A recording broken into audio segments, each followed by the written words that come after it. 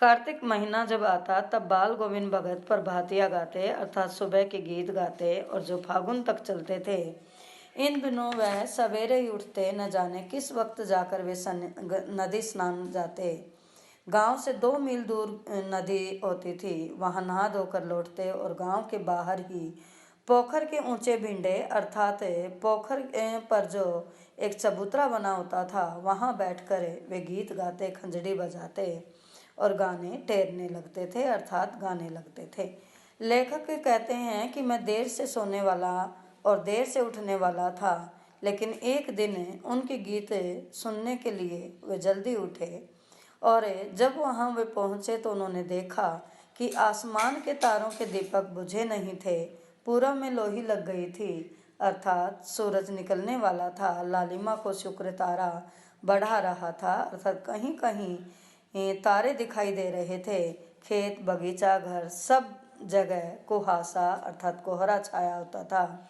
सारा वातावरण अजीब रहस्य से आवृत होता था अर्थात चारों ओर अंधकार छाया रहता था। उस समय भी बाल गोविंद भगत एक कुश की चटाई अर्थात घास फूस की चटाई बिछाकर पूरब की तरफ मुंह करके सिर पर काली कंबल ओढ़कर और वह खंजड़ी लिए बैठे रहते और उनके मुख से एक एक शब्द निकलता। उनकी उंगलियां खंजड़ी पर लगातार चलती और गाते गाते वे मस्त हो जाते थे।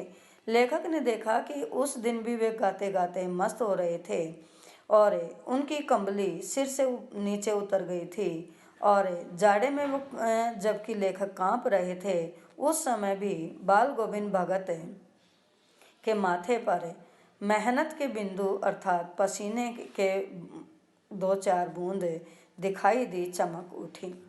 इसी तरह बाल गोविंद भगत गर्मियों में भी अपना गायन रखते थे, गाते थे कि जब शाम का समय होता, उमस भरी शाम को उनके गीत सबको शीतलता प्रदान करते। अपने घर के आंगन में वे आसन जमा बैठते। गांव के कुछ प्रेमी भी जुट जाते, आसपास के लोग आ जाते, खंजड़ियाँ बजाते, तालियां बजाते। एक पद बाल गोविंद भगत